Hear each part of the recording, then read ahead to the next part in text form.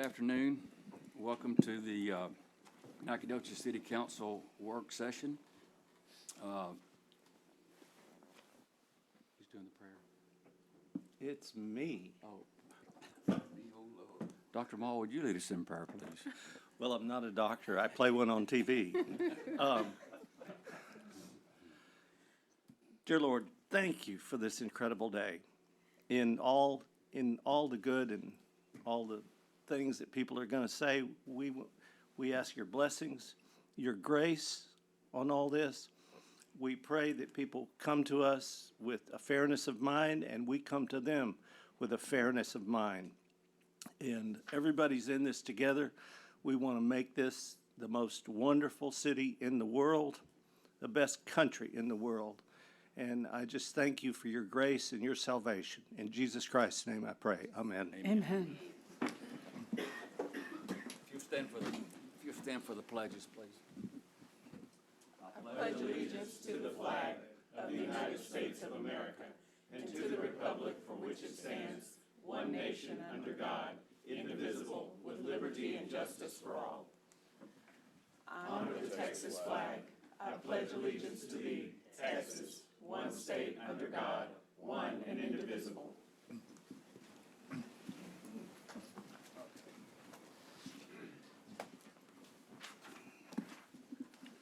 So is this the open forum that I'm going through now? For the work set, it's for the work session.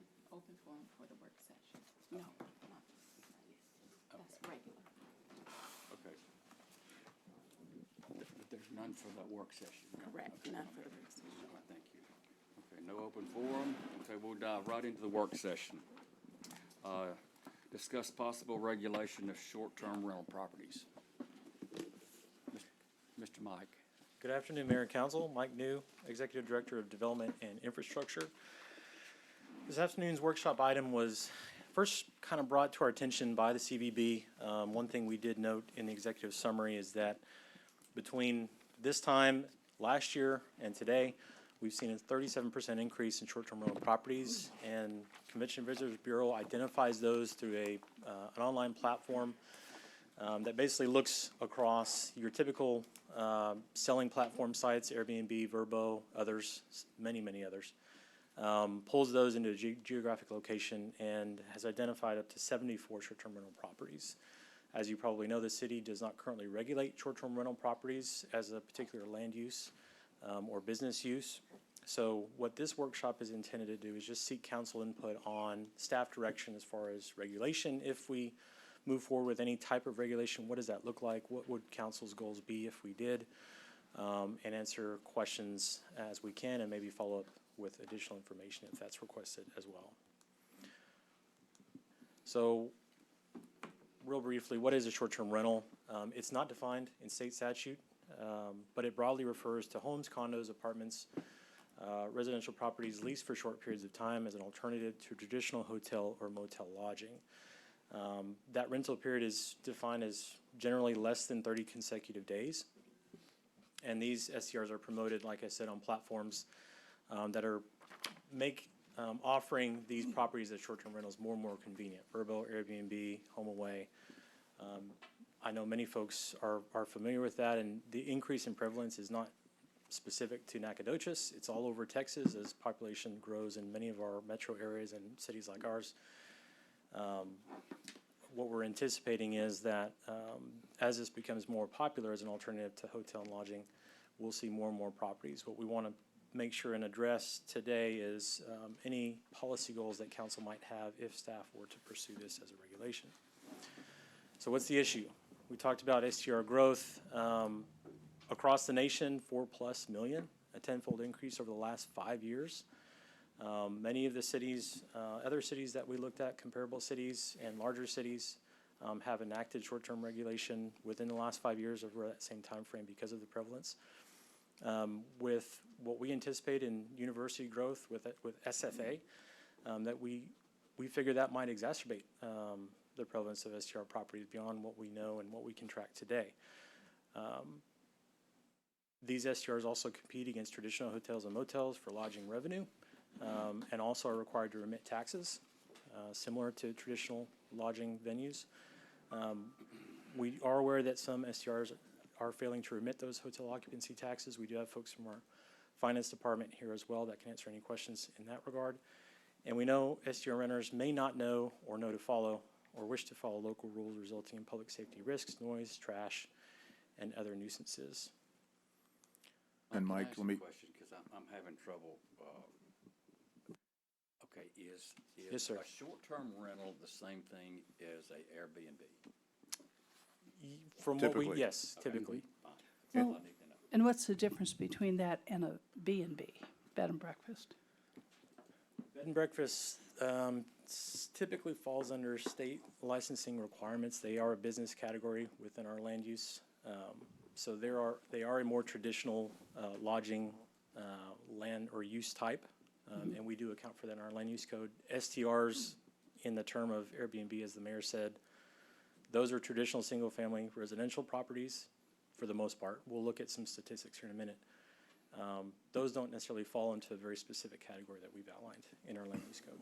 And the bed and breakfasts automatically pay hotel tax or not? Are they, I'm just trying to, I'm following up on It's the not mayor's question. automatic, but They're supposed the to. remittances of hotels and B&Bs, typically in motels, yes, they should be remitting local and state taxes. Okay, and that's more traditional that they do that, is that, okay.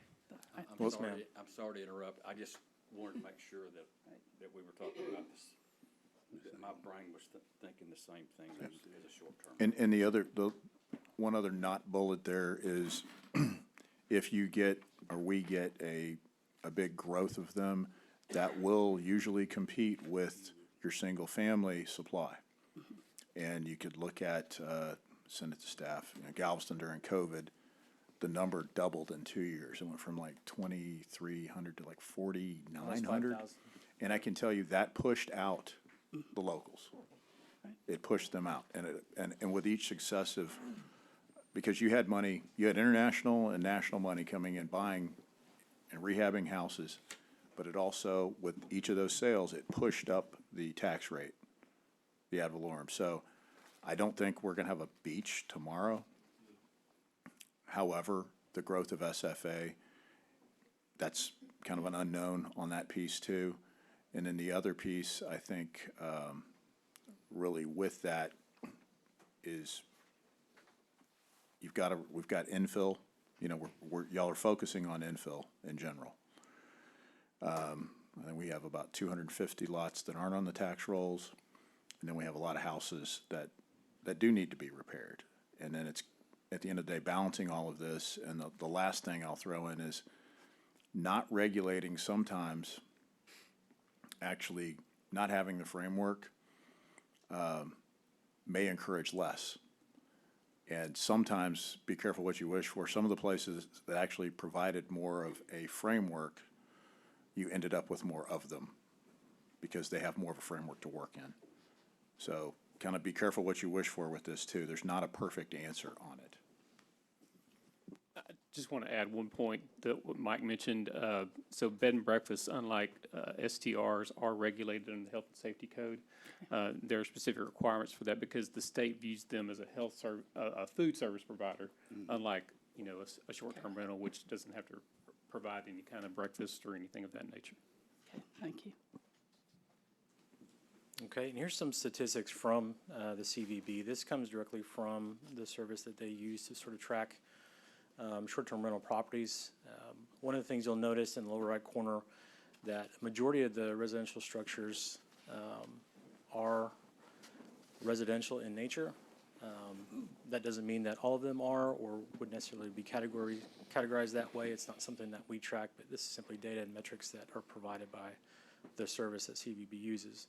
Potentially, hotel occupancy tax revenue that could be collected among the properties that are tracked through this platform, roughly $51,000 in hotel occupancy tax revenue that could be generated among all of the properties. Now, we expect that some portion of that is remitted properly, some of the local is remitted, but we're sure that not all of it is remitted.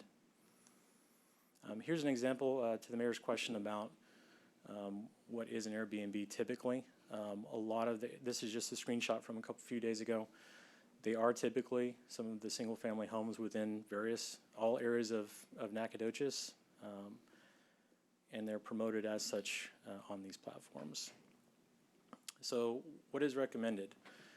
If council desired to establish short-term rental regulations within Nacogdoches, staff would ask council to identify some policy goals that would dovetail with how regulation is prioritized for STRs. It is common that without clear end goals, that regulations can be more burdensome than they need to be and establish pushback within the community when it's probably avoidable. So some policy goals can be discussed. That would be ideal to identify maybe what council prefers, and we're going to share some of those here in a minute. Early regulation, we are being proactive in bringing this to the council's attention. It's not like our code enforcement has been overwhelmed with complaints, but again, we're not tagging those complaints to short-term rental properties. We don't track short-term rental properties outside of what we're doing on the CVB's end, just to stay aware of how the market is trending. So if we establish regulation, we'd have a better ability to track and link code enforcement problems with short-term rentals. If that were trending, we could address that through short-term rental regulation. Permit requirements, almost every regulation that exists among some of the cities we've looked at in other parts of Texas, they require a permit for such use. Some require council approval for each permit. Others simply provide an administrative recourse for that. But many of them that do have regulations for short-term rentals require a permit of some type. Gathering data. CVB sort of brought this to our attention by gathering some data and being proactive about what they see in the hotel motel market. Additional data could be gathered on our end to identify other policy recourses, other solutions that council may be interested in, or identify other priorities that may be valuable to future regulation. Dedicating resources to the enforcement. One of the things we'll note later in this presentation is that the same platform that CVB uses to identify properties can also be used as a portal to remit tax payments and also help facilitate the permit process, almost as a one-stop shop if there are interested single-family property owners who are willing to participate in that process. That ease into regulation is also part of compliance, encouraging participation and cooperation with the city. I'll go through these others real quickly. Extensive communication. Again, there would be a long grace period if there were regulations established to communicate effectively within our community, not only to existing STR property owners, but others who might be interested in establishing their home as a short-term rental property. Feedback loop and registration online. Those portals, the more convenient they are, the more likely we are to get compliance. What have we done so far? I did mention the CVB is active in sort of trying to identify this within their market. We have looked at pending case law, and I know our city attorney will touch on that in a minute. We've provided to you for discussion purposes a draft ordinance for short-term rentals. By all means, it's for discussion. We're not proposing any action at this time. We presented some of the discussed STR regulation, a draft ordinance similar to what you have today with some changes to the zoning ordinance subcommittee for discussion. Councilmember Williams and Maul are on that zoning ordinance subcommittee and can share some of that discussion as well. And our P&Z commission, when we did present subcommittee discussion updates, had a few questions, so we shared some information regarding those discussions on March 10. So what would be potential policy goals? We would want to, as council has expressed in the past, preserve the residential quality of our neighborhoods, balance the needs and rights of property owners and neighbors, ensure health and safety of our guests and residents, and ensure that tax revenue is being collected. Those are very broad, but certainly some of our draft ordinance language can address one or all of those bullets. And I'll maybe stop here and see what council's interest is on any or all of these policy goals. I'll give you an example of an Airbnb in a neighborhood, and I think it was in Kingwood. There's a residence over there that has an Airbnb in the middle of a subdivision. So somebody rents it it was either during the weekend or during the week for 3 days. Okay. Well, these trucks started showing up. And what it was solar panels. And they had about 12 people staying in that house, and they were putting together solar panels 24/7 for 3 days in an Airbnb in a residential area. So, I mean, I don't even know why we have an Airbnb in a residential area. I mean, anybody want to say anything? I got a few things. That's how bad it's gotten, is that now they've turned, what was, a hotel into a place to work and manufacture solar panels to be put together, put on a truck, and shipped out, And I can bet you the house that there wasn't any taxes collected on that thing. There's probably less taxes collected than more taxes collected on any short-term rental or Airbnb. And when we talk about, in our budget, we talk about the expense side and we talk about the revenue side, And, we're pretty lean as far as expenses, but we don't have a whole lot. When we start cutting our revenue, then we don't have much more to lean on as far as revenue. We're giving away 1 cent of it anyway, so anyway, that's just my deal. And it's certainly difficult to identify intent when these properties are rented, when they're occupied for those purposes. Difficult for cities to regulate that and how that's used, but nuisance ordinances, noise ordinances, tall grass, excessive trash, other things that can address some of the symptoms that maybe the negative effects that are brought about by short-term rental properties. With a permit process and a regulation system in place, the city has more teeth, has more ability to control that if that becomes an issue. I think his policy goals look good and definitely preserve the residential quality of our neighborhoods. If that's our goal, then we can hopefully handle some of the situations like the mayor was talking about. I have some additional thoughts later on of something we might add. I think all 4 of them, I agree with all 4 of them. I don't know how the other council members think, but I sure want the tax revenue and the Good health. job. I ain't done yet. Now, one other thing to remember, the more we enforce, I don't think it's necessarily gonna be a windfall. Right. We may have to turn around and use a lot of that hotel motel tax for code enforcement. right, So it doesn't mean, and that should be built into that, because if you're expecting a windfall, there may be some additional, Right. but you add the regulation, then it becomes, Complaints. you would take that off the top. You wouldn't regulate those with general fund revenue on a, you might use half time on a new code person, something like that. And again, we don't know until we'll see the revenue, but we do anticipate there being a cost neutral aspect to establishing a platform. There would be a cost to provide the platform for that turnkey service. We have done some math and potential gains for improved remittance would cover that cost for now. How much does it cost to add a new code enforcement person to this?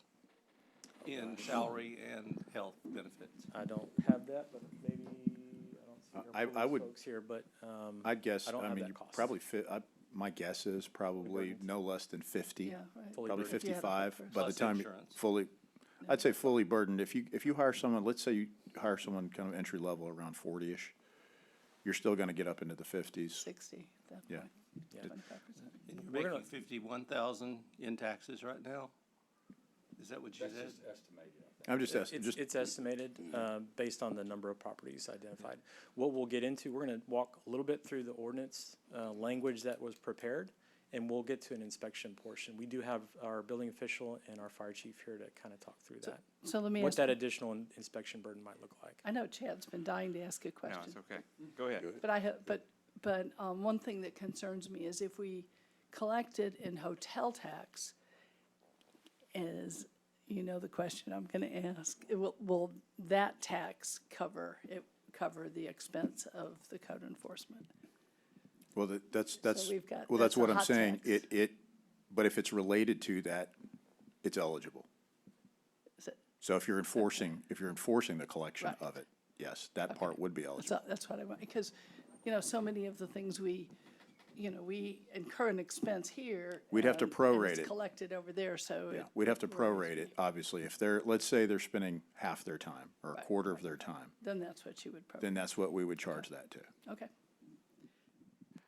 I was just going to jump in and say, I think our policy goals align with what the council has stated in our past meetings and in our retreat, making sure that we balance. There is a utility for short-term rentals. That's why the market is there for it. But making sure that we preserve the neighborhood quality and we make sure that we deal with property rights and neighbor rights, health and safety and so forth, and also remitting those taxes with the idea that there are people that are probably members of our community that are hosts of these short-term rentals. So balancing those, I know can be difficult, but I think that's an area we need to focus on is making sure we're all on the same page and collecting as much data as we can. I know that's one of the things that you've said as a recommendation, to figure out what is it really like on the ground, what are we losing, and I know you've stated all those things, so thank you. Sure, and the missing link again is without an ability or regulation that sort of tracks these short-term rentals, we can't necessarily link them to code issues, or that by establishing this regulation, there might be an increase in code issues. We don't know that for sure. What we do know is without a mechanism to regulate, we really can't track it effectively. That doesn't mean that there aren't other ways to address some of the issues that council may be concerned about within our single-family neighborhoods. So I'm going to go forward. We're going to go through some of the ordinance language to kind of help facilitate additional questions and discussion. And I'll let our city attorney take it over.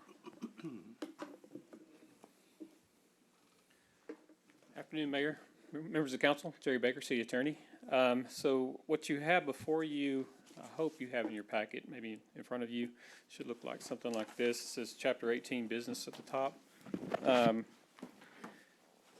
Essentially, it's a proposed addition to Chapter 18, Article 4, which governs our lodging establishment and institutions. As Mike mentioned, we have no current regulations related to short-term rentals, so this would be an entire new addition to the Code of Ordinances. I just kind of want to walk through and again, as Mike mentioned, this is not before you for approval. I mean, this is a workshop. It's all for discussion. Nothing is set in stone. It's all here so us to go back and forth and see if we like this language. If we don't, if we need to go back to the and rework anything. Yeah, did you find it, Mr. Mayor? Yeah, I got it. Okay, so as I mentioned, I'm just going to kind of walk through this at any part of this discussion. If you need me to slow down or go over something again, please let me know. So the first part of the proposed ordinance is a definition section, and you can see the definitions that are listed there. I just wanted to point out what we're here about. Short-term rental, what's that mean? It's defined as all or portion of the residential property that is rented for consideration of a period of less than 30 consecutive days. Notice that it can be all of a structure or a portion of the structure. So if you saw in those picture of that Airbnb snapshot that Mike was showing you earlier, one of those was just for a room. You can rent your room for a weekend or whatever. In fact, I think that's how Airbnb got started. Is some college roommates rented out a room so they could pay for some of their tuition or rent, and that boomed their business, and that's how they got started. So anyway, the period of less than 30 consecutive days is key because that comes out of the Texas tax code. So when we're talking about any kind of hot tax, that's the period of time that they're looking at, 30 consecutive days or less than 30 consecutive days. Anything more than that, it becomes a long-term rental, okay? Can we ask questions Sure, while you're of course. talking? Well, I know that some people that have jobs, that have Airbnbs, people come, they rent it for the maximum amount of time, then they check out for one day and check back in the next day, because they want to stay here 6 months. What do we do about that? Well, I mean, it's gotta be less than 30 consecutive days, so if there's a way to if get you're a around it, people are landman- gonna try to find a good way to get around it, Yeah. you know? So that means code Unfortunately, enforcement, right? well, I don't know that we could have anything in our current ordinances that regulate that. I mean, you're talking about essentially a long-term rental, but they're working a way around it. Now, if they're doing it for less than 30 days, consecutive days, this provision would apply to them, even if they're checking out for one day and checking back in, because they're doing it in such a way that it would fall under the provisions of this statute, or this ordinance, excuse me. Does that make sense? So, you know, if they're there for 29 days and they check out, and they check back in the next day, they're still falling under the provisions of this ordinance. Or proposed ordinance, anyway. All they're gonna do is check out on paper. Well, you do the same thing in the hotel, too. They do that all Right. the time. It ain't nothing unusual. You know, essentially you can, I mean. If you'll notice in the definition, most of the definition is what it's not. They're listed. And so, if you can look through that and see all those, various uses that are not falling under this definition. So the next section is, basically it's the general rule, in subsection A. It shall be unlawful for any person or entity to advertise, rent, or offer to rent a residential property located within the city limits as a short-term rental without first obtaining a valid short-term rental permit from the city. As Mike mentioned earlier, the intent of this exercise is to create a permit process whereby the city can regulate these short-term rentals. Part of that would require the issuance of a unique permit number for that short-term rental. It would limit the term of the permit for 1 year. And it would require that the owner or operator of the short-term rental pays the hot tax and is current in that payment. The next section kind of goes over the requirements of the application for the permit. We want to see what the proof of ownership is. There's an application fee, who the operator is, local contact person. And I'll come back to that one because I want to focus on that in just a minute. But that'll need to be identified in the application. Again, whether we're talking about all or a portion of the property, and that the owner or the operator has a duty to update that information to the city. The next part, as Mike mentioned, is an inspection requirement. So there will be an initial inspection of the short-term rental. It will be an on-site inspection by our city building officials and fire officials to determine that there are minimum health and safety requirements met for the use and occupancy of the facility. If there are any deficiencies found, there can be a reinspection performed. There may be a reinspection fee assessed because, you know, again, we're having to send somebody out to perform another inspection. And a renewal fee can be paid annually for the renewal of that permit. So you're inspecting them and then re-inspecting them every year? No, it's just a reinspection if there is a deficiency in the initial inspection.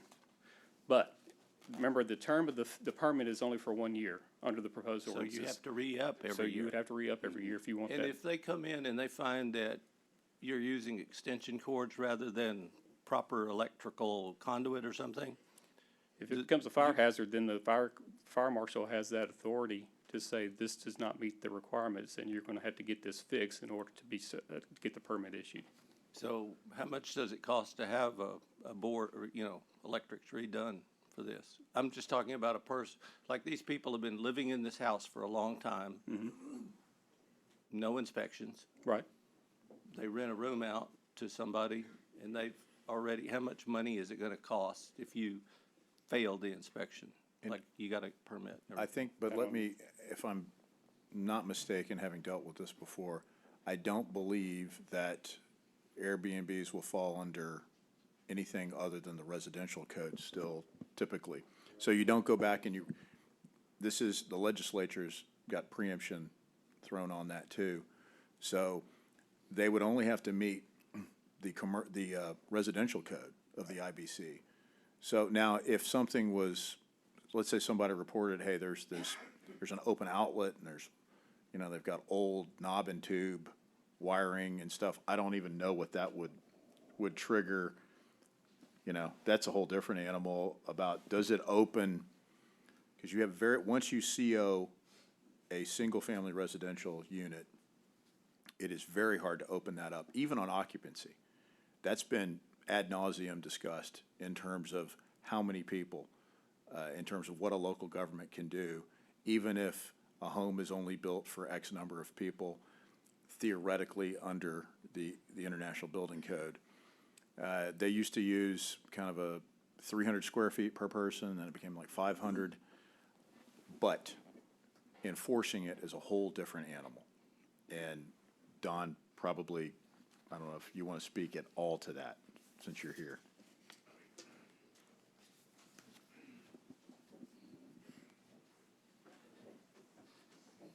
Afternoon, Don Shoemaker, building official. The thought of the inspections would be purely life safety inspections. And Mr. Mall, as far as, if we see a lot of extension cords where they shouldn't be, as far as enforcing, I think we would need to let the homeowner know that, hey, these could potentially be fire hazards. But then we go back to what Rick is talking about, the knob and tube systems. We don't have the authority to force them to upgrade to, the 2015 NEC or 2017 that we're under. We can't force them, but I believe that as an inspector, if we see something that is a life safety issue, we should tell them. What I would be looking for would be if a receptacle is out of the wall and a child can get a hold of it. Correct. Naked wires, things like that is what I would be looking for personally, going in and saying, that needs to be fixed because a toddler can come over here and grab a hold of that and be electrocuted. What if it's a 100-year-old house and the windows are painted shut? That's an access See, your issue is this: opening back up, unless you have a 51% remodel situation, unless you cross that threshold. Unfortunately, I've had to deal with this for hurricane purposes. All life experiences all happen for a reason, I guess. Until you cross that threshold, you don't open back up that residential CO usually. There's got to be a reason. And one thing here, one thing there, at least my understanding of between preemption and case law and everything in between as it relates back to single family, once it's CO'd, it's kind of tagging and they've got it until something significant happens. Roof gets torn off because of a tornado or something, and it's 51%, that's a different animal. And then, as, if they, again, after it's CO'd, if someone has a gas leak, and then we can, when they have the gas test, they pull a permit for the gas test, we can tell them, then we have that right to tell them, you've got to bring it up to code. And what does that cost for a gas test? Gas test is, well, I'll go back to when I was still plumbing. Yeah. A few years ago. $200 got you a gas test. Yeah. So. What I'm kind of getting at is like, we all want everything safe and Yes. neighborhoods preserved and all that. But for a person, even the ones that already have it open, how much is it gonna cost? What's gonna be all the hidden cost of it all? Yeah, and I'm not gonna be able to, until we go in, it would be, residence by residence and until we look at it, I wouldn't be able to. Right. Cause if we just find something simple, you may be just looking at a couple $100. Yeah. But if we come in and like I said, we find somewhere that the electrical system is just horrid and there's no boxes, no junction boxes, anything like that, everything's just, Well, everything changes whenever you take compensation from someone that is in your house. everything changes then.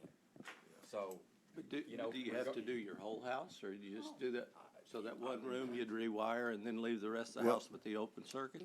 Well, no, I'm trying to be the devil's advocate a little Yes. bit, because people here get very protective of like, the inspectors coming in my house, are they looking at that room, or are they looking at my whole house and judging it? Well, let me jump in and say that in some of the existing regulations in other communities, they have an inspection checklist. So they would let those property owners know exactly what they're looking for as far as those inspections. So they could be ready for it, I guess? Absolutely, we could Yeah. prepare something very similar. Now, these are very broad. I mean, they can be as simple as no signs of infestation from rodents or insects. I think that would be a fair inspection checklist. No signs of mold or mildew on wall surfaces. Those can be visually inspected. On average, I think between our building and fire, they estimated no more than about 30 minutes at most to inspect these properties. This wouldn't be a very labor-intensive process. If the guest goes in the kitchen that night, do that have to be inspected? I'm sure kitchen appliances would be inspected for safety They go purposes into as the well. living room and watch TV, does that have to be inspected? Those, I'm sure all the premises would be inspected. As far as egress, what other cities have said is there a means of egress from the bedroom areas? That's typically what we look for in any residential inspection for new or remodeled properties, so that would be a component of it as well. Whether or not the window is painted shut, if it's a window that can be broken through to establish So you egress, can break the window and climb out? that could qualify. So I don't want to speak for our fire chief or our inspectors, but there would be a criteria that they would use, and we could share that with property owners as part of the regulation. But keep in mind, this is different than if you had even a small apartment complex of 8 or 10 units. That's a commercial building. Right. That's a different animal. And some of this would be, unfortunately, kind of a suggestion. Not no stick. I hate to say it, but it would be, some of it would be a suggestion, unfortunately. You know, I think what we would do is turn over a list of the things that, you know, and I've got a list here of, it's basically just 8 little items and that I would be personally looking for or feel like we should look for, that would be life safety. And I can just read them real quick. You know, a readily accessible fire extinguisher, in this Airbnb. I mean, that's just something I think that should be there. I would want to check all of the gas-fired appliances to make sure that there is a readily accessible shut-off valve and that the carbon monoxide is not leaking into the house. They're vented properly. Smoke detectors and carbon monoxide detectors are installed to meet code compliance. You know, an accessible breaker panel. Not necessarily has to be out where they can just see it, but where if something happens, that resident at the time can get to it and Put a turn lock something on on. it. Yes, Yeah. yes, sir.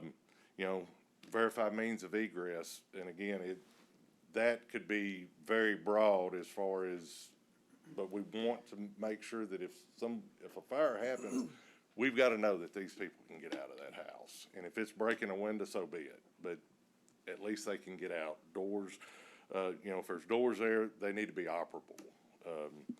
You know, if it has a raised deck or a balcony, that it has safety rails on it. One thing I had was if the Airbnb has a swimming pool that, you know, that has the safety drains and the safety mechanisms that is provided by law that says that they have to have these items. And then just, like I said, a small life safety check, plugs, switches, things like that that aren't hanging out of the wall. There's no bare wires, something that a child can get through, you know, things like that, just what we call life safety inspections. It's a lot of work. Yes, sir. I mean, it would, I feel like in a normal residence, a full residence, we can go through this short checklist in about 25, 30 minutes. Can I say something, please? Hi, Mayor and Council. Ashley Morgan, Director of the CVB.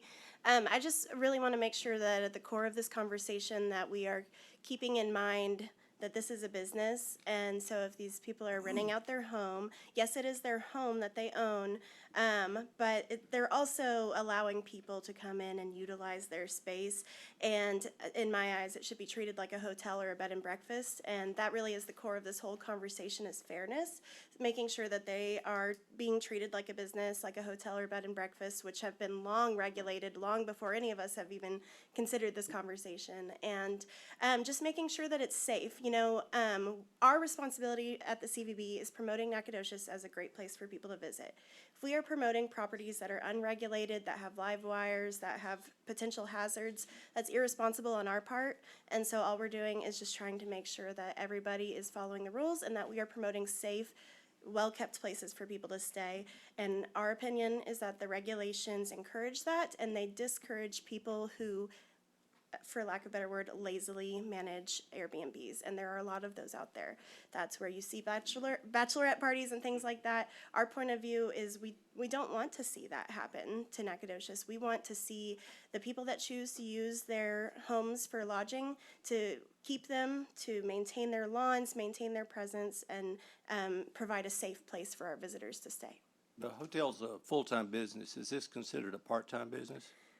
Yeah, I mean, it depends on how often they're occupied. We have some places that they rent, their home is exclusively for that, and some people, they rent out like a room or a suite, you know, when they're not here. Like, there's even some SFA parents that they purchased a house for their student, and they don't live here anymore, so now they operate it as a full-time Airbnb.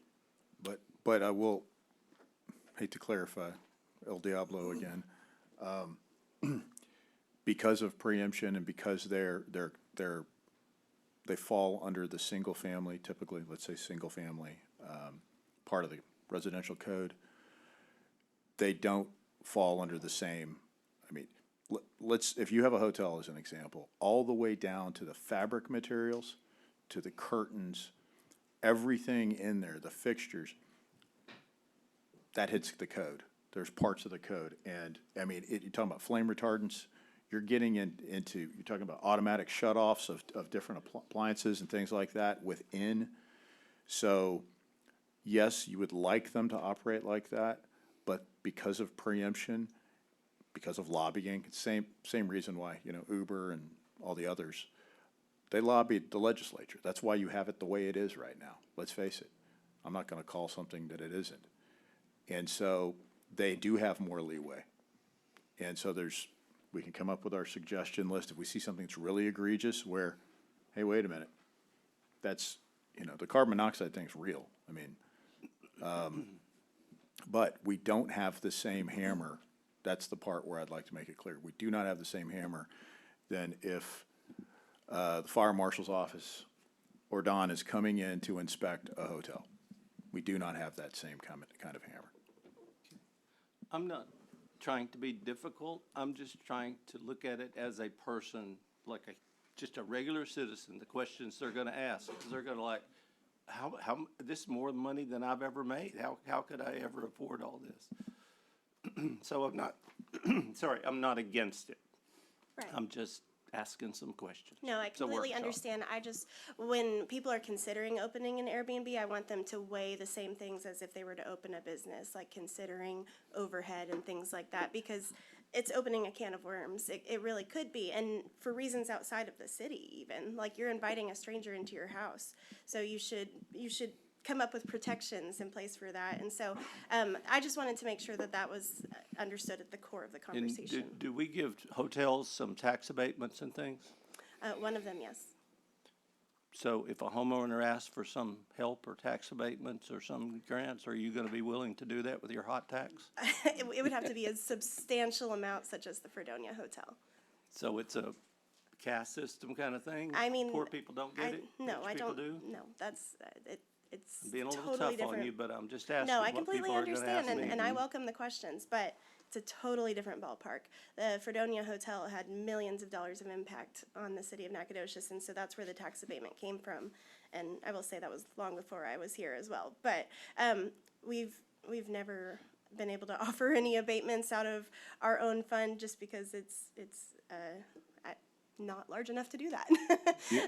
And no one has come close to offering the kind of impact that would be worth offsetting the Well, taxes. let me say this, typically, in most scenarios, unless you don't have any hotels at all, if you engage in a 380 economic development agreement with a hotelier, it's usually if you have meeting space and a convention center, or even in a small town, it may be the only convention center or meeting space that they have of any substance where you even get 100 people.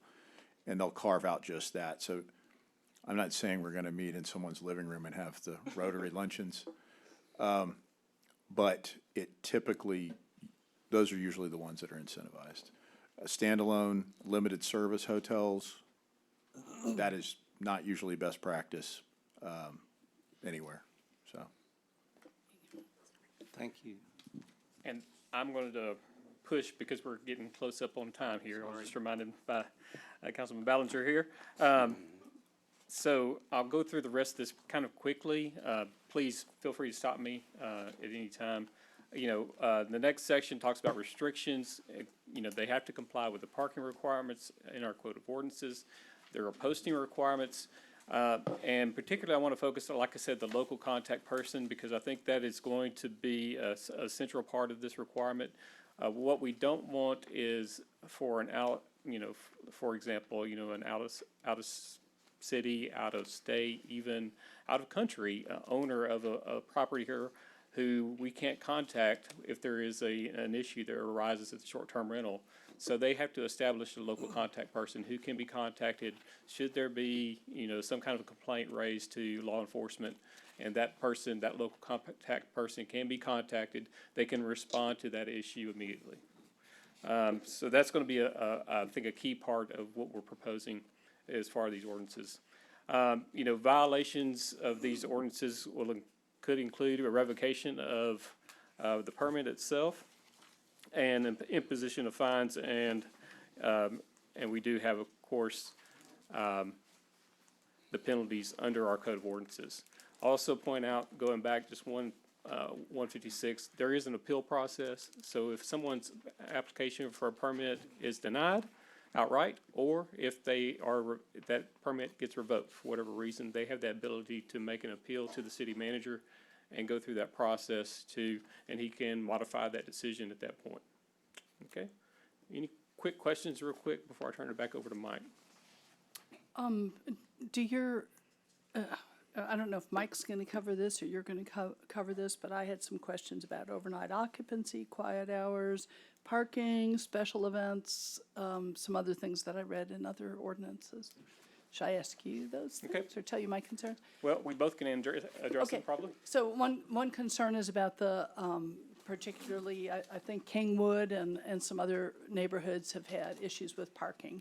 And I think you were talking about multiple trucks being in Kingwood. And I want to make sure that we have a strong enough parking ordinance, and maybe just even a little stronger than residential if we can for.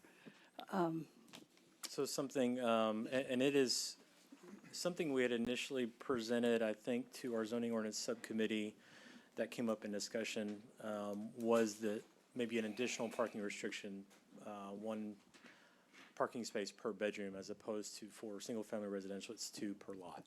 So it would be a heightened restriction to require short-term rental available properties, if they were seeking a permit, to have that space already made available. Okay, so as long as we have really strong parking. The special events, So we could propose some language with something to that effect. I would like that. Special events, I think we want to make sure, I think several people have already said this, but special events could be weddings, parties. I know there's an Airbnb or some kind of short-term rental where they have a party once a month, and the neighbors aren't, and it's near downtown, and the neighbors don't really want to complain because it's only once a month, but it's a big party, and so everybody comes from all around. So I think we want to exclude parties, weddings, and maybe even business and manufacturing, should not be done. And I know we're going to have trouble possibly enforcing it, but I'd rather have it written down So about what we don't want. the direction we're kind of taking this probably more closely aligns with home occupation than it would bed and breakfast. with some noted exceptions, and additional parking requirements could be one of those, off-street parking requirements. Some policies call out special events specifically, others try to address that with larger occupancy restrictions, as in persons per bedroom occupancy restrictions. I think we need To both. prevent that kind of activity. I think we need both the overnight occupancy cap, but I do think we need to also have a special events section. And that it should include not running a business, not having manufacturing in the home, which is, I mean, when you're putting together solar panels, you're manufacturing. And I know it might be difficult, but I think we need to have that Inside in or special outside? events. Yeah, on the property, on the premises. Yeah, And and is it weddings creating a and- nuisance Right. within the neighborhood? And if they, part of the reason to have a special clause is because when they actually are advertising this on, say, Airbnb or, what is it, Vrbo or whatever, they can say, no, you're not allowed to have this, this, this, and this, and that really will help reduce it. What So- other cities have done as well is provide that as a notice to anyone that is participating in renting those properties, where the property owner has to provide that information. Yes, So that that'd be helpful. they are well aware and can acknowledge that those limitations exist. And then quiet hours, I know we have do we have the noise ordinance, or we still I can't remember whether we passed, we passed so many We ordinances. do have a noise ordinance in place. You know, that's something that we are working on currently Okay. to address. But there are, you know, of course, noise violations can be enforced currently under our current ordinances. We're going to looking at tweaking that a bit, but Okay, there's but some current especially for them, I know one of them, I think it was Lufkin's, that has, quiet hours are from 10 PM to 8 AM, but, you know, anything that has that.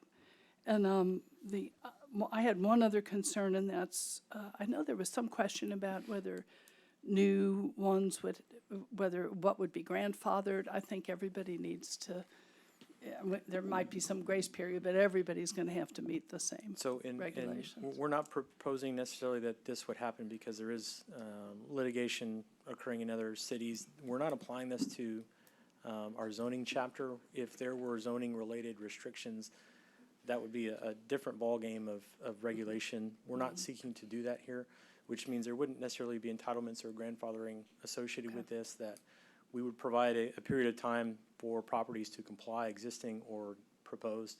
So Okay. everyone would kind of be on a level playing field at that point. Some cities had adopted certain subdivisions as no-go zones, but some of that has been challenged, so Mike can speak to that. Actually, at one time, that actually is how Galveston used to keep it out of some of the neighborhoods, but then, you know, you've got so much litigation out there. That was so- one question I had, is can you, because we're trying to preserve neighborhoods, can you keep it into a certain different sections? It More had been, commercial again, type- at one time, it had been done in some cities, but I think that those, Yeah, the Dallas Minor- Court of Appeals has struck down an ordinance, I think, out of Yeah. the city of Dallas. It may have been city. or Grapevine. Austin had But it too. anyways, Something there similar. was a restriction on short-term rentals in basically what we would have for R1 in our city. And that was struck down by the court. Said that it was unfair restriction on those property owners compared to property owners in the other residential districts. So, for example, someone who is zoned R4 could build a single-family home, and they would have more rights than someone in R1 who had that same single-family home. Does that make sense? So for that reason, the court struck it down. If you live in an HOA, it's different though. That's correct. Those have been upheld. If there are covenants that would restrict this type of operation within a homeowner association or property association, those would still prevail.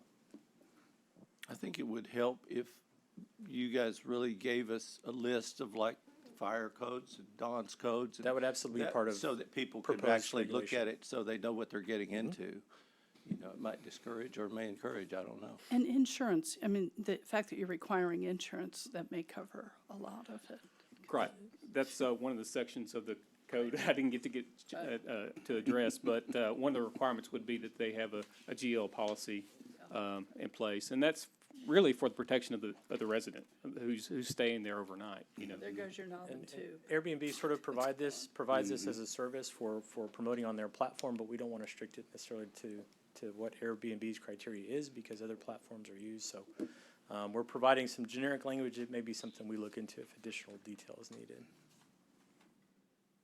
Are there any other questions from council on this? And just to be frank, is council interested in seeing staff propose some regulation to this effect?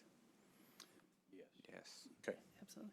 And I do want to say one other thing, that on our street, we had a home that really, it needed quite a lot of work.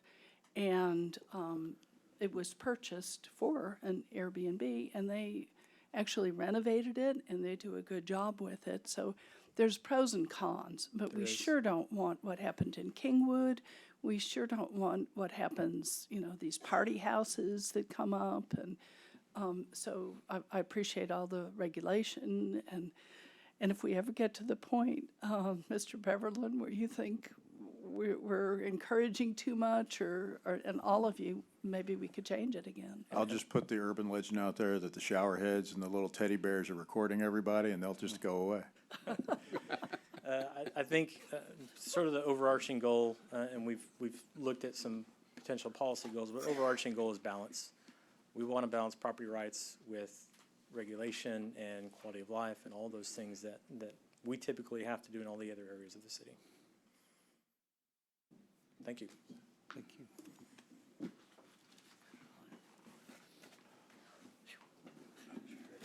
Yes. Yes. Can we do comments from the audience? No? Huh? Okay. Okay, so that concludes this? Okay. Okay, that concludes our work session, and we're gonna keep this session open and then just roll right into the regular council meeting on. No. No. I thought that's what you told Brad.